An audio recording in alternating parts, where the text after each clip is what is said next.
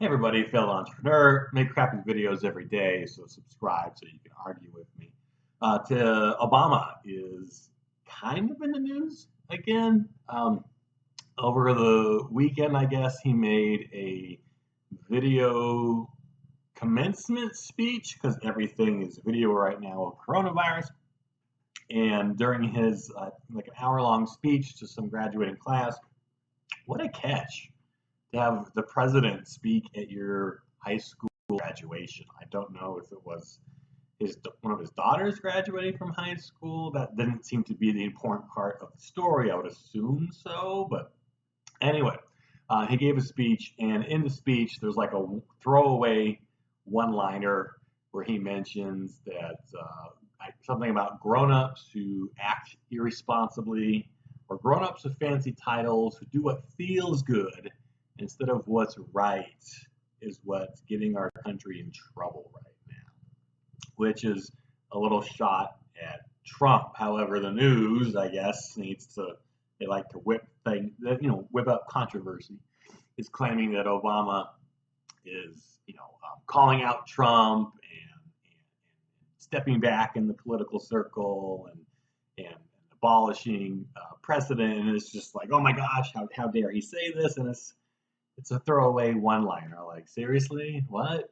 I guess when Trump heard about this, of course, he went off on a tangent, and because he's easily poked and prodded, you have to admit that, and saying that Obama and Biden deserve to be thrown in jail for 50 years for their involvement in unmasking General Flynn and this. I don't want to say brewing because it's been going on for quite a while, but this maybe getting traction Obamagate scandal that Trump keeps talking about.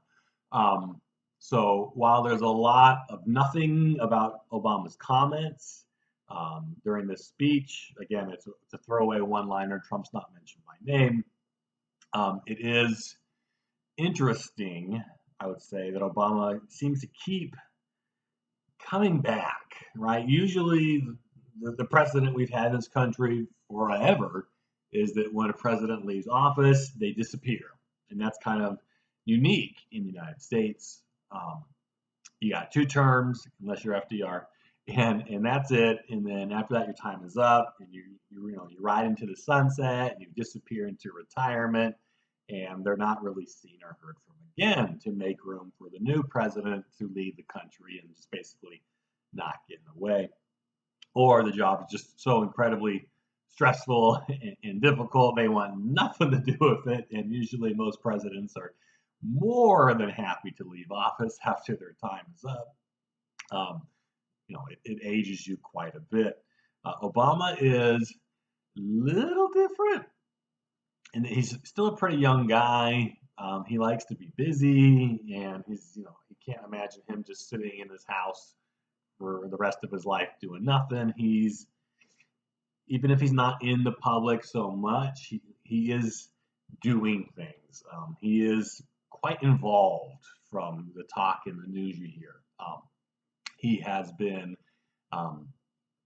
kind of, from news reports that are around, advising the DNC quite a bit. He's not like headquarters there or nothing, but he has been helping the DNC with strategy and trying to win back the legislative branch and, of course, the next election. So he's been giving advice with things. He had made some statements earlier during the primary season that he was no fan of Bernie Sanders,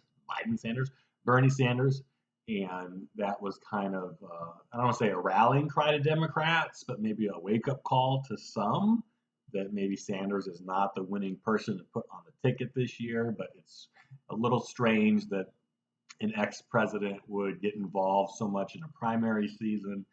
He endorsed Biden, who's his VP, but he was one of the very last people to do so.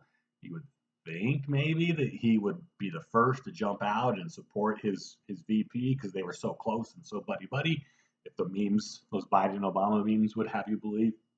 But it was pretty calculated. You know, he waited to the very end, and even after Biden like had it secured, he kind of waited till it was a semi-done deal before kind of fully endorsing Biden. But you know, I think that's because he wanted to weigh his options and he wanted to see how things played out at the very end. Where before, if he would have done so in the beginning, that could have made things maybe a little bit different, maybe give Biden more of a boost, maybe put Biden in a more stronger position than he is now. But he waited for that. There was a leaked phone conversation, leaked. Who knows what's a real leak now or not? But he was pretty furious with the Flynn's case being dropped. I had mentioned this in a previous video, maybe this way or this way or this way. I had made on General Flynn and his case. But anyway, the point is this, right? It's a bunch of small stuff, but, and again, ignore the high school comment because that's a nothing. There's nothing there. He does seem to appear, well, and a man has opinions. He's not, that he can have that. He's entitled to that. But he does seem to be exerting a little control. He's trying to put a little of his stamp on the Democratic Party right now. And that is, again, interesting because usually most presidents just leave office, leave the stage, and they are done. But he does seem to be involved a little bit. He seems to be a little bit meddling, which is what Trump is saying with this whole Obamagate thing. That's a video I need to make here soon. But for all the, basically in a nutshell, Russiagate, General Flynn's, the charges against him, that whole nothing burger that came out of that, and that's what happened after the Mueller investigation. Nothing came out of it. Where did that come from? Trump is saying that it's pretty much all come from Obama, that has Obama's fingerprints all over it, and that he was meddling in the 2016 election. It really wasn't the Russians, like we were told to believe. The Russians was a cover for Obama trying to put Hillary Clinton into office, spying on Trump's campaign, trying to entrap General Flynn. That was Obama's FBI. That was Obama's, Department of Justice, all involved in that.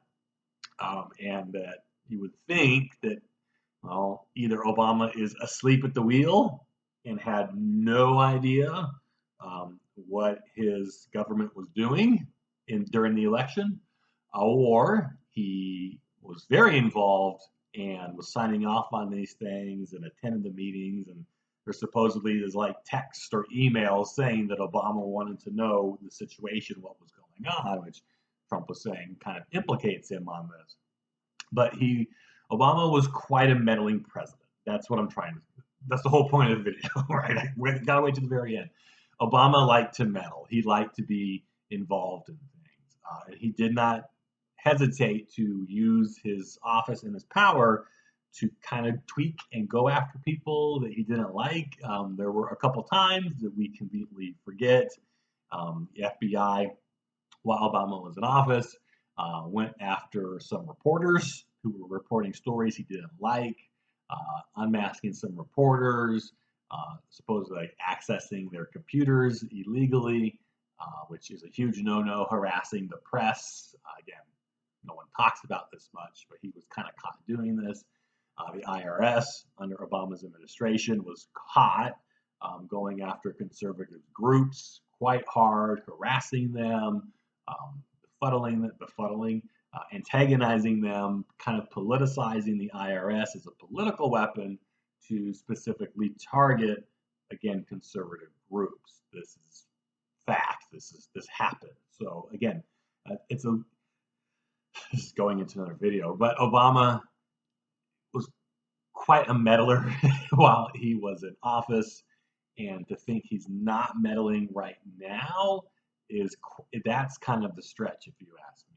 And again, as president, the precedent for presidents is not to get involved, so he's doing it in kind of maybe I'm gonna say underhanded ways. That makes it sound devious, but he is very much involved in this.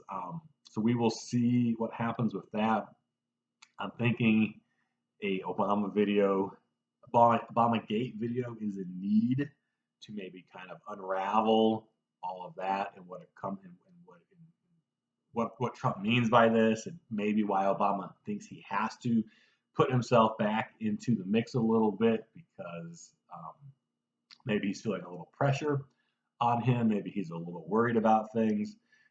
All these things implicate Biden as well, because he was the VP, and Biden admitted on the news this last weekend that he was aware of the Flynn investigation and was attending meetings where Flynn was discussed. So to have him claim he's oblivious to everything is kind of a stretch. However, at the same time, Trump can't go around saying he's going to throw his political opponent in jail for 50 years. Now, with Hillary Clinton, of course, he had no problem suggesting to lock her up. But it's not a good look to, even though maybe some shady things did go on, to during an election to threaten, and if that's one of the planks of your campaign, it's quite a thin line he's walking, what he's trying to accomplish here. To implicate they committed crimes is a serious charge, which you don't say that unless you have evidence. To say you're going to throw someone in jail, if there's a crime that's committed, there should be some consequences or punishment. But again, if you go after this hard, and if you really, could be Trump is investigating his opponent Joe Biden right now during an election, which is exactly what Obama was claimed to be doing against Trump during his election. So it is, again, it's a very messy situation. And again, I guess all politics is dirty, I guess is what we're learning here. Duh, we all know that. But Obama's walking a fine line on how much he's involved, and Trump is definitely walking a fine line on what he says and what he does during an election. And that could come back to bite him in the butt if he's not careful. Same with Obama. So anyway, we will see how things play out. I think there's another video brewing here, but this is all about Obama's comments and how it really didn't mean much. But when you add everything together, he does seem to have some involvement behind the scenes with the Democratic Party's message and policies and strategy, and that's interesting. I suspect he's probably a little more involved than we think, but for an ex-president to be even as actively involved as that hardly ever happens. I mean, you may get them campaign every now and then, Bill Clinton for Hillary when she was running and stuff like that, but we will see how things turn out. This is obviously going to be an interesting election, no doubt about it. But there's a little bad blood between Trump and Obama, and of course that implicates Biden is involved as well. So we will see how that shakes down. All right, thanks for watching my rambling video, The Failed Entrepreneur. I got things to do. I know you do too, and I'll catch you later.